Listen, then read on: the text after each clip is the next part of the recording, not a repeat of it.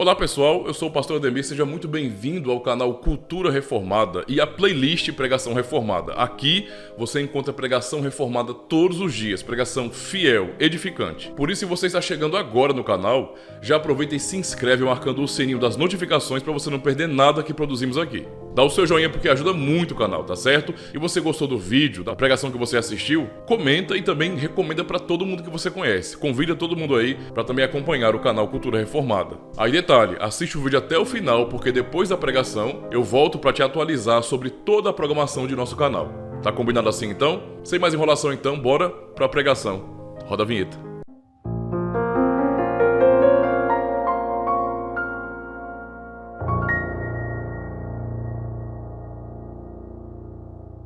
Essa promessa de redenção que nós temos no sacramento da Santa Ceia, nós podemos ver também na carta de Judas, e convido os irmãos a abrirem. Nesse momento vamos fazer a leitura dessa carta. Nós já a lemos na semana passada, vamos fazer isso mais uma vez.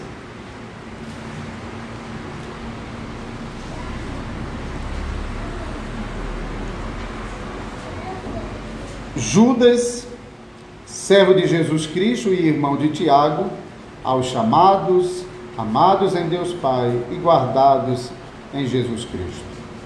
A misericórdia, a paz e o amor vos sejam multiplicados. Amados, quando empregava toda a diligência em escrever-vos acerca da nossa comum salvação, foi que me senti obrigado a corresponder-me convosco, exortando-vos a batalhardes diligentemente pela fé que uma vez por todas foi entregue aos santos. Pois certos indivíduos se introduziram com dissimulação, os quais desde muito foram antecipadamente pronunciados para esta condenação. Homens ímpios, que transformam em libertinagem a graça do nosso Deus e negam o nosso único soberano e Senhor Jesus Cristo.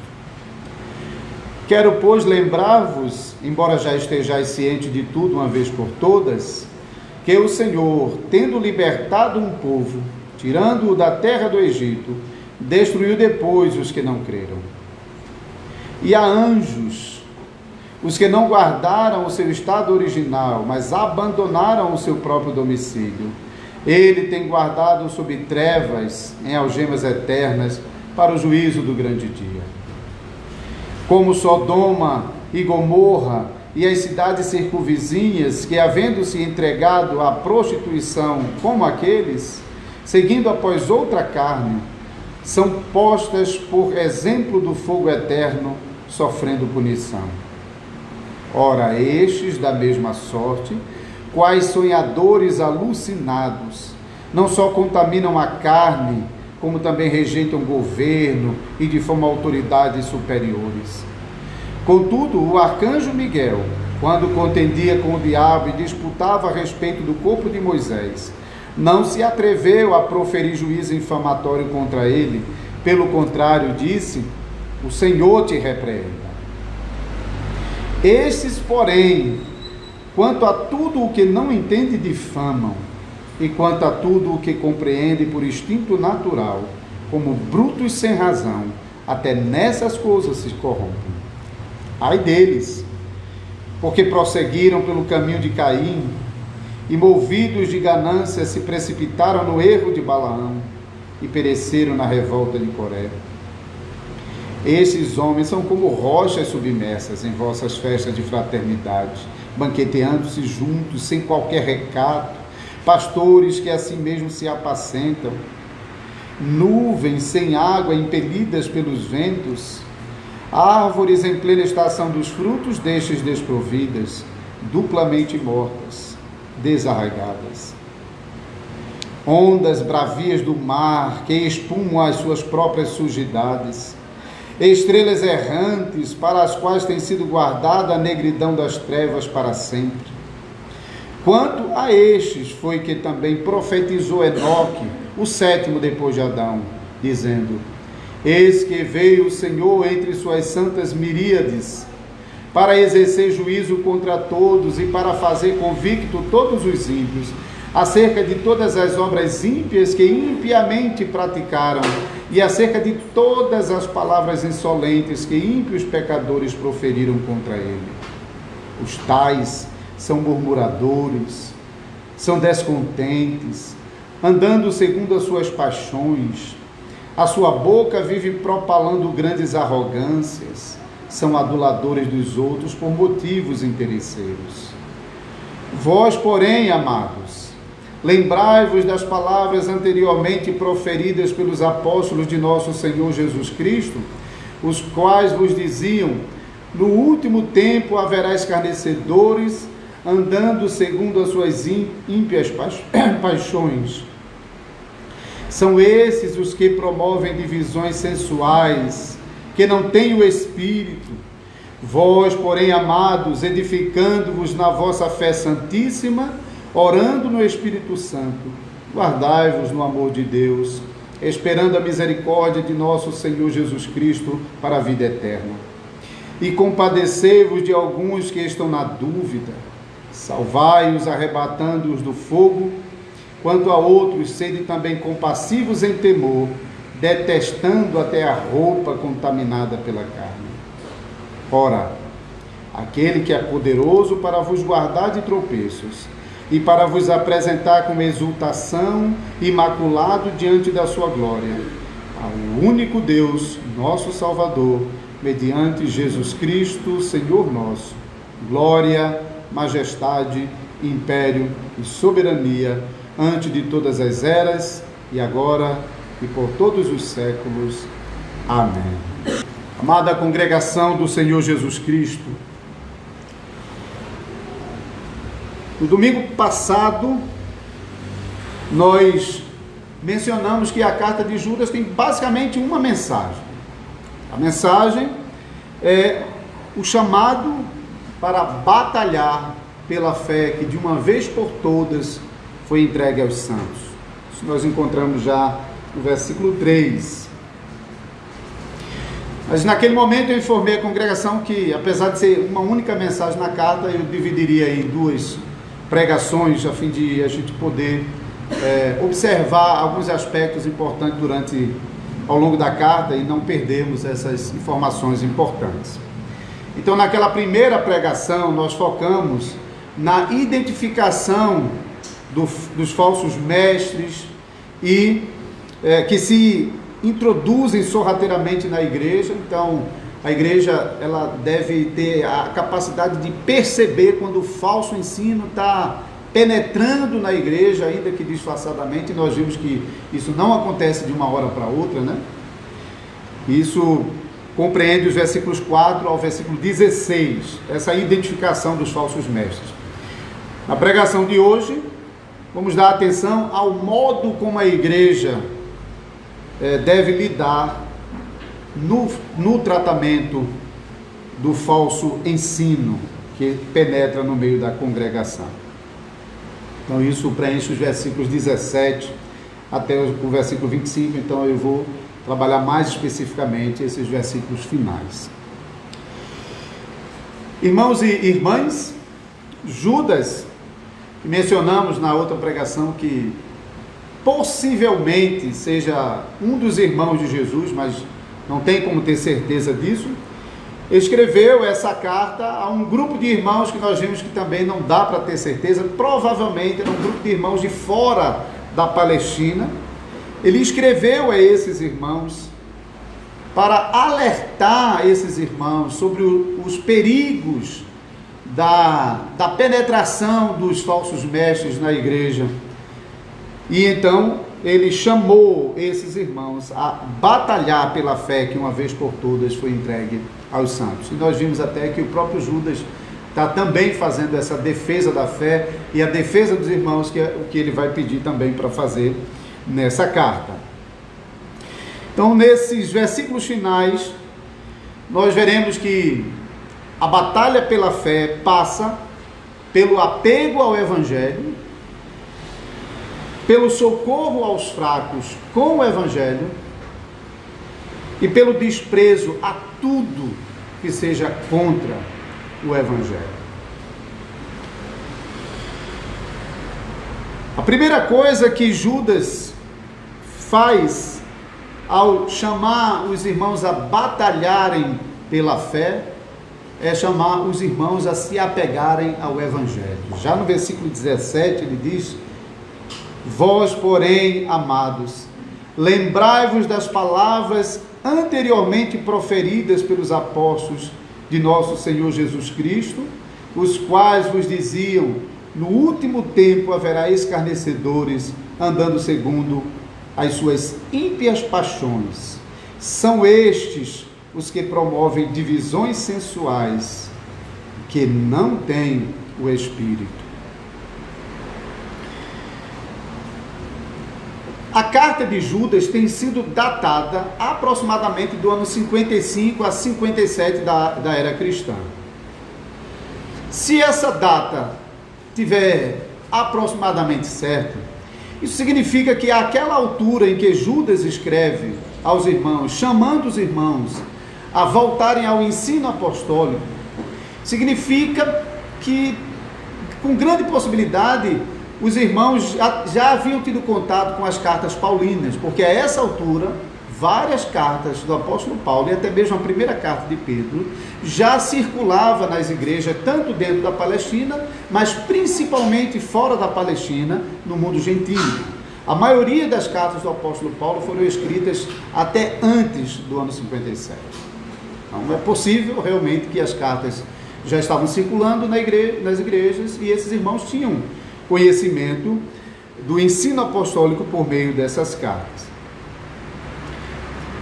Mas o próprio Judas pode ter ensinado a esses irmãos sobre a doutrina apostólica, haja visto que ele sai em defesa desses irmãos como se fosse um tipo de pastor desse grupo de irmãos, mas que agora, estando distante deles, percebe a urgência de advertir esses irmãos sobre o perigo dos falsos mestres, e então escreve como um pastor que zelosamente quer proteger o seu rebanho. Então, apesar de ser possível que eles conhecessem já o conteúdo das cartas paulinas, porque no versículo 17 Judas chama eles a se lembrar das palavras proferidas pelos apóstolos, mas Judas pode ter sido também o porta-voz da doutrina apostólica, que no final do primeiro século já estava bem formada como um conteúdo. A doutrina dos apóstolos era um conjunto de doutrinas e práticas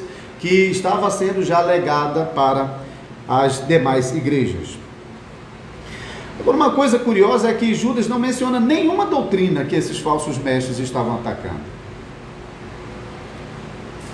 O que ele faz nessa carta, e os versículos 4 e 16 que vimos melhor na pregação passada, é descrever o caráter pervertido, insubordinado, libertino e ganancioso desses falsos mestres, que sorrateiramente estava penetrando no meio dos irmãos para tirar proveito desses irmãos. Mas apesar dele não fazer menção especificamente de uma doutrina, a menção dos apóstolos que ele faz aqui é para chamar a atenção ao fato de que os apóstolos, eles não apenas ensinavam o Evangelho de Jesus Cristo, mas eles também costumavam advertir as igrejas contra os perigos do falso Evangelho e dos falsos mestres que estavam penetrando sorrateiramente nas igrejas. Claramente a gente pode ler sobre isso de Paulo, o que aparece várias vezes em suas cartas, mas em Atos, no capítulo 20 e o versículo 29, Lucas registrou esse alerta do apóstolo Paulo. Eu sei que depois da minha partida, entre vós penetrarão lobos ferozes, que não pouparão o rebanho. Ele usa uma expressão muito parecida com a que Judas está usando para falar sobre essa entrada disfarçada no meio do povo de Deus. Então, mesmo sem fazer menção de uma doutrina específica, Judas adverte os irmãos com a lembrança dos apóstolos contra os falsos mestres, para que os irmãos então tenham em bastante consideração e apego às sãs doutrinas que foram ensinadas pelos apóstolos, contra as quais os falsos mestres estavam labutando. Judas, então, nos versículos seguintes, ele usa mais uma imagem, e a gente viu na pregação anterior várias imagens que Judas usou. É uma carta riquíssima em figuras. Mas agora Judas usa uma figura para chamar a atenção dos irmãos para a necessidade de eles se firmarem na fé. Então, eles se agarrarem à fé, onde eles podem encontrar o amor de Deus e onde eles podiam esperar a misericórdia de Cristo até o dia final. Então, a figura da edificação que ele usa nos versículos 19 e 20 e 21, melhor dizendo: vós, porém, amados, edificando-vos na vossa fé santíssima, orando no Espírito Santo, guardai-vos no amor de Deus, esperando a misericórdia de nosso Senhor Jesus Cristo para a vida eterna. Essa figura de edificar, de firmar sobre algo bem estabelecido, possivelmente já você pode ter na mente que Jesus também ensinou sobre isso, né? Naquela história que ele contou em Mateus 7, versículos 24 a 27, do homem prudente que edifica a sua casa sobre a rocha e o homem tolo que edifica a sua casa sobre a areia. Porque quando vem a tempestade, aquele que edificou sua casa na rocha ficará protegido dentro da sua casa. Mas aquele que edificou sua casa na areia, quando vier a tempestade, vai jogar tudo ao chão e ele então fica desprotegido. O apóstolo Paulo também usa essa figura da edificação para dizer que nós precisamos nos fundamentar em Cristo, que é o fundamento do grande edifício. Ele fala isso em Efésios capítulo 2, versículos 20 a 22. Então notem que quando Judas menciona aqui nesses versículos, vós, porém, amados, edificando-vos na vossa fé santíssima, Judas está se referindo ao conteúdo da fé. A fé que de uma vez por todas foi entregue aos santos, no versículo 3, e ele fala da fé como conteúdo, uma coisa pronta que é entregue. No versículo 17, ele mencionou o conteúdo que estava, que era ensinado nas palavras dos apóstolos. Então, o conteúdo da fé que foi ensinada pelos apóstolos do Senhor, e no qual os irmãos devem crer e se edificarem. Então, preste atenção nisso, porque a fé edificada sobre a fé. Isso é interessante porque nós também usamos uma expressão muito parecida no catecismo, porque nós definimos a verdadeira fé como um crer em tudo que a palavra de Deus nos ensina. Então, é um crer na fé, crer no conteúdo da fé, que é o Evangelho. Então, a fé, enquanto o ato de crer, edificada sobre a fé enquanto conteúdo. Essas duas coisas nós podemos perceber aqui nessas palavras de Judas. Então, a batalha pela fé não deve acontecer por meio de prolongadas discussões e exames minuciosos dos erros que esses falsos mestres estão ensinando. Claro que às vezes é necessário fazer isso, às vezes é necessário defender veementemente a verdade diante desses perturbadores da fé, e de vez em quando é necessário confrontar também os erros deles. Isso é verdade. Mas a coisa mais importante não é deixar o fundamento para ir discutir o erro dos outros, mas é conhecer mais e mais esse fundamento e se apegar mais e mais esse fundamento. Quando for necessário confrontar o erro dos falsos mestres, então isso deve ser feito. Lembre-se daquele Provérbios 26, versículo 4 e 5, que diz: não discuta com o tolo, e logo em seguida ele diz: responda ao tolo. Então, tem momento que não vale a pena você ficar discutindo com o tolo, porque você vai se tornar tolo juntamente com ele, mas em outros momentos é necessário confrontar o tolo na sua tolice, para que ele não se estribe na sua falsa sabedoria. Então, é verdade, isso às vezes tende a acontecer. Mas, em geral, a batalha pela fé, ela é travada principalmente no conhecimento e na firmeza do Evangelho. Em conhecer, prosseguir em conhecer e se apegar ao Evangelho e nele se edificando. Se você realmente tem bastante convicção do Evangelho, se você conhece, você é um crente que lê, que medita, que estuda, que busca, que ora pedindo iluminação, qualquer coisa diferente do Evangelho que alguém lhe fale, já acende a luz amarela, né? Geralmente é assim. Geralmente, pessoas que ficam em dúvida sobre alguma coisa são pessoas que têm pouco conhecimento do Evangelho. E pessoas que começam a deixar o Evangelho por causa de outras coisas são pessoas que até podiam conhecer alguma coisa do Evangelho, mas não estavam fundamentados nele, não estavam firmados nele, edificados no Evangelho. Então, o que nós precisamos fazer, irmãos e irmãs, não é assumir aquela posição que a gente infelizmente vê o tempo todo na internet, aquela guerra, aquela batalha, parece uma arena, as pessoas se degladiando em torno da fé. Isso não é necessário. Isso não é necessário. O que nós precisamos é estar apegados à fé. Porque quando muitas dessas pessoas que você pode ver hoje discutindo todo tipo de teologia na internet, muitas vezes lá na frente você vê essa pessoa tropeçando.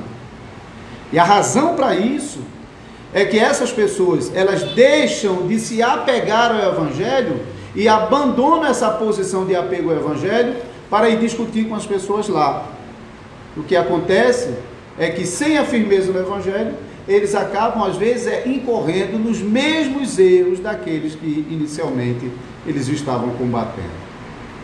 Então, precisamos ter muito cuidado com isso. Judas, ele nos dará uma orientação também nesse sentido. Versículos 22 e 23, ele nos aponta um tratamento apropriado com relação aos fracos na fé, que foram afetados pelo erro dos falsos mestres. No versículo 22, 23, e compadecei-vos de alguns que estão na dúvida, salvai-os arrebatando-os do fogo, quanto a outros, sede também compassivos em temor, detestando até a roupa contaminada pela carne.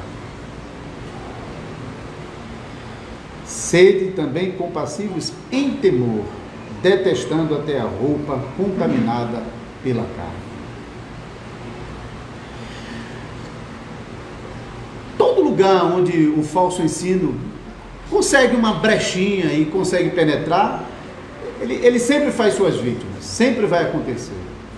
Agora mesmo a igreja de Fortaleza está lidando com o problema de um irmão que, abandonando a firmeza do Evangelho, começou a dar ouvido a outros ensinos e hoje chegou ao ponto de negar completamente o Evangelho, ou dizer que todo o Novo Testamento é tudo corrupção dos cristãos em relação aos textos do Antigo Testamento. Aquele movimento do nome sagrado, que não pronuncia mais o nome de Jesus, tudo é Yeshua, Yehoshua, né? Essas pessoas, elas começam a dar ouvidos aos falsos ensinos, às vezes até combatendo, como era o caso. Mas veja o final. Chegou ao ponto agora de defender as mesmas coisas que esses falsos mestres estão defendendo. Então, onde o falso ensino penetra, onde ele tem um espaçozinho, sempre é o risco de um irmão ou outro mais fraco na fé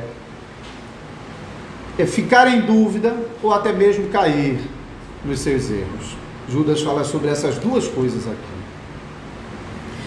Nós devemos ter capacidade, em primeiro lugar, para distinguir entre o falso ensino, o falso mestre, e aqueles que estão em dúvida por causa desses falsos ensinos que estão penetrando às vezes na igreja, e para distinguir até mesmo com aqueles que eventualmente já tenham até caído em alguns dos mesmos erros desses falsos mestres, mas eles não se corromperam ainda totalmente e definitivamente como esses falsos mestres.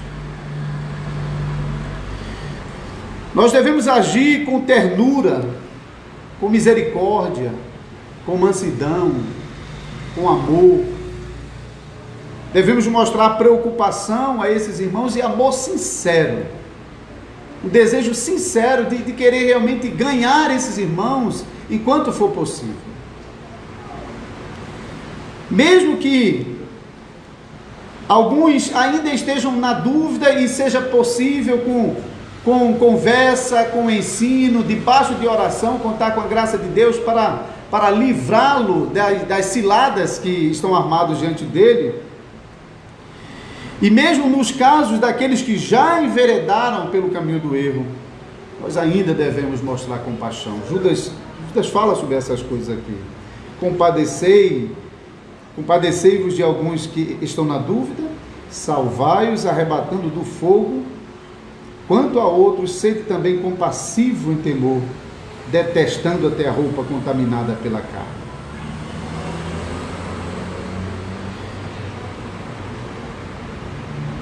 Quando nós percebemos, espero que não seja o caso no nosso meio nesse momento, mas quando nós percebemos que pessoas, talvez, às vezes, não são pessoas que estão necessariamente aqui no nosso meio, mas muitas vezes até indo por fora. Eu mencionei aqui o exemplo da Igreja de Recife, na outra pregação, de pessoas que estavam indo nas casas dos membros para semear o falso ensino na casa dos membros. E às vezes, os membros estão tendo contatos com pessoas que estão fazendo exatamente isso. A gente vê que Satanás está querendo arrebatar esses irmãos para o fogo. E nós temos um grande desafio pela frente. O desafio de orar, de buscar a Deus em oração, buscar a graça do Espírito Santo no nosso coração, mas também no coração dessas pessoas, para protegê-los e para salvá-los, como se estivesse arrebatando-os do fogo. Porque em alguns casos realmente as coisas às vezes já se mostram tão avançadas, tão graves, que pode ser que dê a impressão que já não tem mais jeito, já está perdido, já foi cooptado pelo erro, como esse homem mesmo. Mas mesmo, irmãos, nesses casos mais graves, nos quais a gente já pode perceber que o fogo do juízo de Deus realmente já está pairando sobre a cabeça deles. Mas ainda assim, Judas está dizendo que nós devemos trabalhar para arrebatá-los de debaixo desse fogo do juízo de Deus que já arde sobre eles. Devemos batalhar por isso. Devemos nos compadecer, devemos trabalhar para salvá-los, para arrebatá-los do fogo. Se Deus conceder a alguns de vocês a graça de ter contato com pessoas assim e livrar essas pessoas do falso ensino, pode dar glória a Deus, porque você terá livrado uma alma do inferno e removido uma alma de debaixo do fogo do juízo de Deus. Claro que a gente sabe que é Deus quem salva, mas Deus usa homens e mulheres para salvar essas pessoas que estão sendo atraídas e ganhadas, arrebatadas pelo falso ensino. Então nós temos esse modo apropriado de lidar com aqueles que, diferentemente dos falsos mestres, ainda possuem o Espírito de Cristo, embora estejam na dúvida, e outros estejam até mesmo começando a seguir os seus erros. Não desistamos, irmãos. Oremos, batalhemos por eles, como Judas está fazendo. Judas pretendia escrever uma carta detalhando mais sobre a vida da salvação, mas ele percebeu que era urgente batalhar em favor desses irmãos e batalhar em favor da fé. Deixando tudo de lado, ele se apressa a escrever essa carta em defesa da fé e dos nossos irmãos.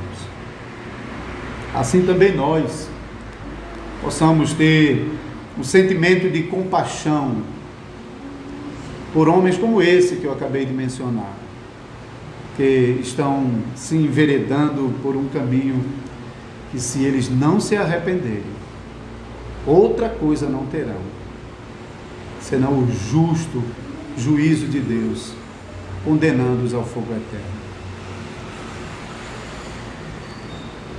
Por fim, no final do versículo 3, essa última expressão que Judas usa, detestando até a roupa contaminada pela carne. Eu já mencionei isso em outros momentos.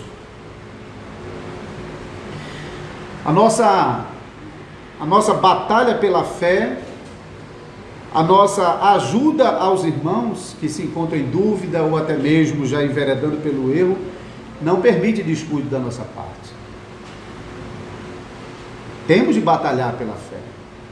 Temos de ajudar os que estão em dúvidas. Temos que trabalhar para arrebatar os que estão no erro. Mas não podemos descuidar de nós mesmos.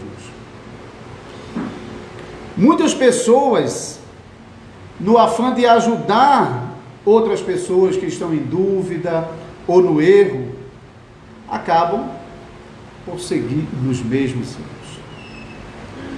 Isso acontece porque nessa tentativa de ajudar alguém que está no erro, a pessoa, na verdade, entra numa aventura.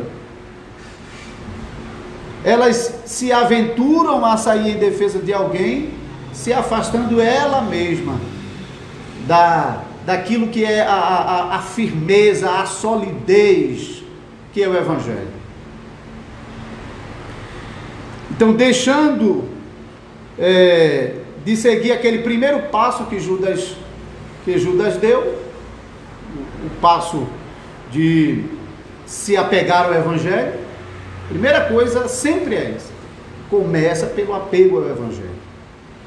Mas eles, deixando muitas vezes de lado o apego ao Evangelho, estão mais preocupados em ajudar e salvar outras pessoas, eles acabam por não preservar o Evangelho e cair nos mesmos erros que as pessoas estão cometendo. Judas deixa muito claro aqui no final do versículo 23 que os irmãos, ao ajudarem aqueles que estão em dúvidas ou que estão no erro, os irmãos fracos, não devem de jeito nenhum se aproximarem demais deles. Não deve de jeito nenhum se aproximar de tal maneira que ele acabe se envolvendo nos próprios erros daquelas pessoas. Então a nossa ajuda, nós vivemos no mundo como sal e luz, não temos como viver completamente separado dos descrentes, dos ímpios, às vezes dentro de casa, às vezes na família, no ambiente de trabalho, e muitas vezes preocupados com nossos familiares, com vizinhos, amigos. Nós oramos e nós realmente tentamos ganhá-lo para Cristo, mas a nossa aproximação não deve ser tal que a gente acabe se contaminando com os seus próprios pecados. Essa advertência de Judas deve ser levada a sério.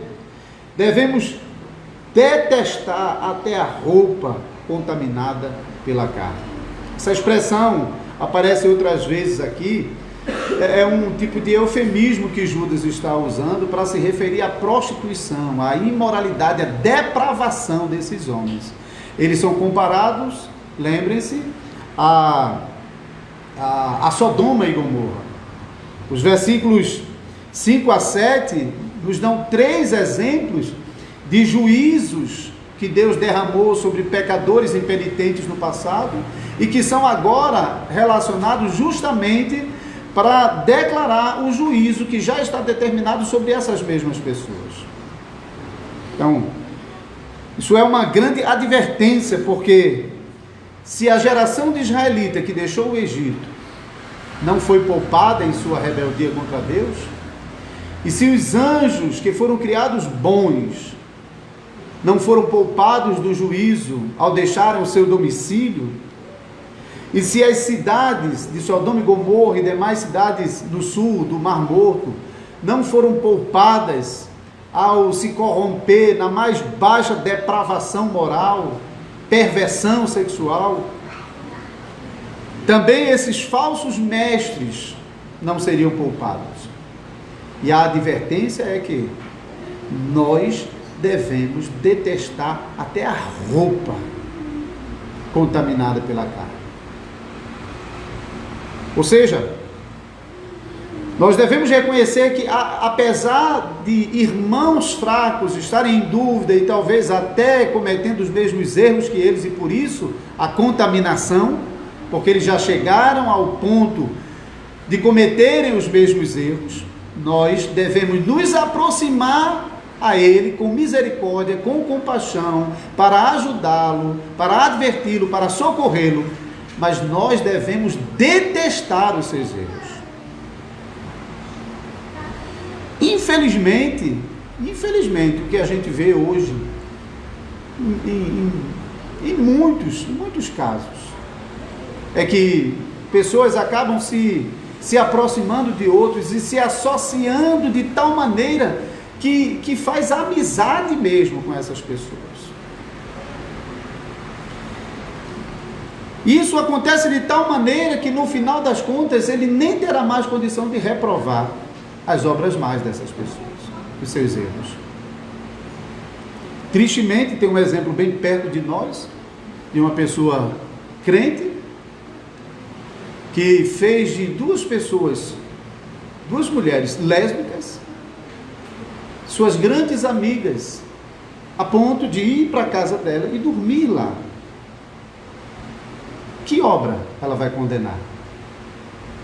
Não está detestando as roupas contaminadas pela carne, mas pelo contrário, está se aproximando tanto que inevitavelmente está se contaminando. Irmãos, tenhamos muito cuidado com isso. Judas, ao mesmo tempo que usa esses exemplos para declarar a condenação desses falsos mestres, ele também está usando não apenas os exemplos, mas a própria condenação dos falsos mestres para nos servir de alerta.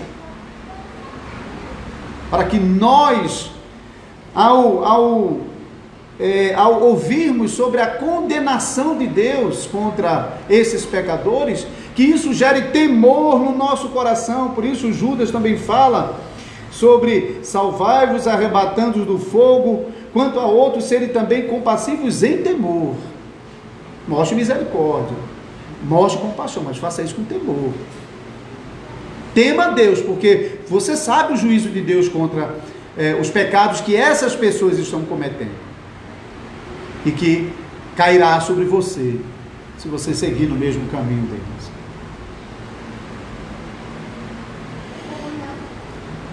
Portanto, odeiem o pecado. Odeiem o pecado. Odeiem a imoralidade. Odeiem a libertinagem. Odeiem a rebeldia. Esses são pecados que são condenados na carta de Judas.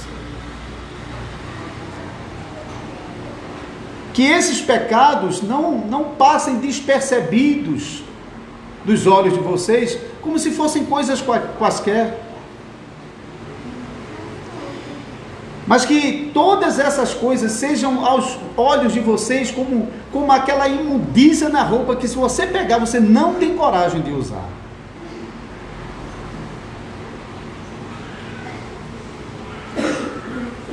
Fujam. Ajudem, mas mantenham a distância. Trabalhe para salvar, mas não se associe com eles. E odeie as obras deles. Porque se você parar de odiar as obras deles, você vai cair, você vai se contaminar. Inevitavelmente. Tristemente. Somos chamados a odiar o pecado. Quando olhamos para o mundo hoje, por que nós estamos sofrendo o que estamos sofrendo nessa pandemia? Os nossos pecados. Os nossos pecados provocam a Deus. Os nossos pecados trazem tantos males a esse mundo. Os nossos pecados trouxeram essa doença terrível que já levou 2 dos nossos irmãos das nossas próprias igrejas. Como eu poderia ter outro sentimento contra o pecado, senão um sentimento de ódio, de desprezo, de detestá-lo? Como é possível que alguns podem falar sobre o pecado de modo tão simples, como se ele não significasse nada, como se o pecado não tivesse trazendo tantos males para nós? Se temos que odiar alguma coisa nesse mundo, é o pecado. Odeio o pecado. O pecado está matando os nossos entes queridos. O pecado está arrastando familiares, amigos para o inferno. O pecado está provocando a ira de Deus contra a nossa nação e nós não escapamos de todos os castigos merecidos que os nossos pecados provocam.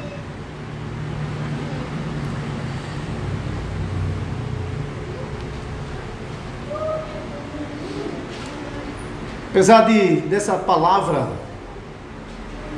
pesada que Judas também traz, ele encerra a carta com uma doxologia, com um louvor, como era muito comum no mundo greco-romano da época e também no Novo Testamento. A gente, em várias cartas, Paulo faz a mesma coisa em Romanos, ele também termina com uma doxologia.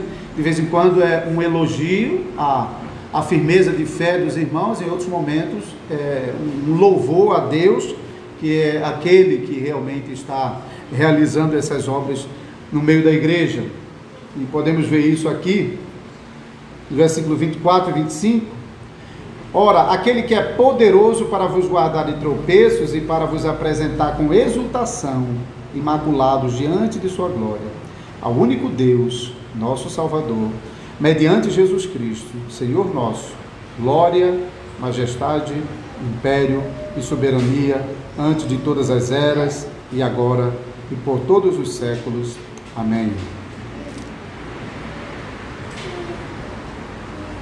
Judas termina a sua carta exaltando o único Deus que é poderoso para preservar os irmãos na fé que eles haviam recebido e também para salvar crentes fracos que estão sendo iludidos pelas mentiras de Satanás. E também como aquele Deus e Senhor, Salvador e Senhor, que merece todo o louvor e honra e glória e majestade pela salvação poderosa que Ele tem realizado no meio do seu povo. Uma salvação que não pode ser desfeita, não pode ser destruída. Pecadores salvos que não podem ser arrebatados da mão do Senhor. Judas deixa muito claro isso aqui. aquele que é poderoso para vos guardar de tropeços e para vos apresentar com exultação, imaculados diante da sua glória.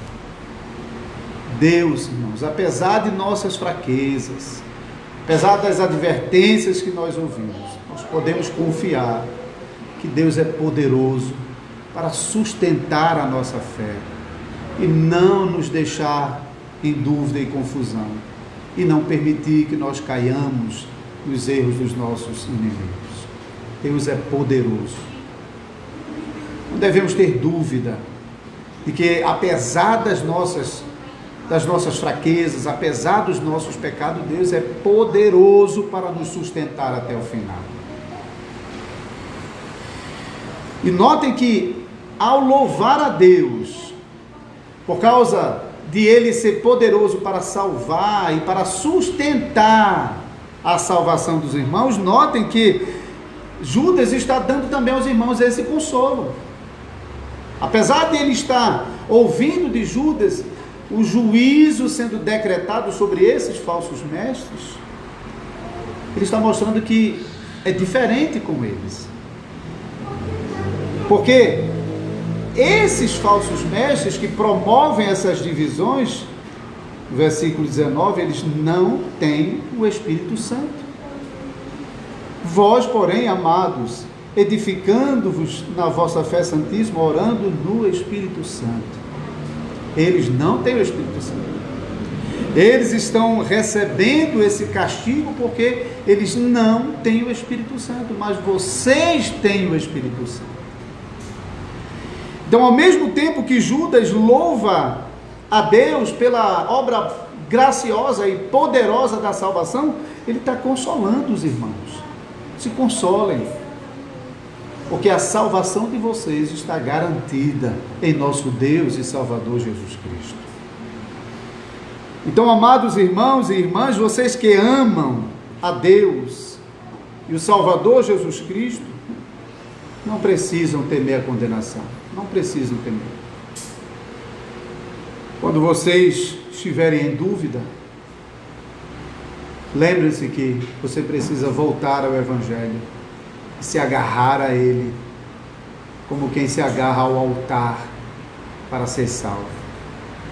Essa imagem vem do Antigo Testamento, que o rei, na tentativa de ser salvo, correu e se agarrou aos chifres do altar. Mas nós aprendemos, nos momentos de fraquezas, de dúvidas e até mesmo de erros, nós podemos voltar ao Evangelho, nos abraçarmos a Ele, nos apegarmos a Ele e edificarmos a nossa confiança, a nossa fé como um ato de crer, a nossa confiança na fé que de uma vez por todas foi entregue aos santos, no Evangelho que os irmãos têm ouvido todos os domingos. No primeiro sinal de dúvida, corra para o Evangelho. Não insista não. Não tente ser curioso e dar mais um passo para descobrir o que é aquilo. Não faça isso, em nome de Jesus Cristo. O primeiro sinal de dúvida, corra para os pés de Cristo. Se agarre com a palavra de Cristo. E o Deus que é poderoso para salvar e preservar vocês, pelo Espírito que enviou para habitar no coração de vocês, e pela palavra do Evangelho que gerou vocês para Ele, Ele vai preservar vocês até o fim. Amém. Não esquece não de cooperar com o canal se inscrevendo e marcando o sininho e dando seu joinha, tá certo? Aproveita logo e escolhe alguns vídeos aqui da tela para você acompanhar e continuar aí aproveitando o conteúdo do canal.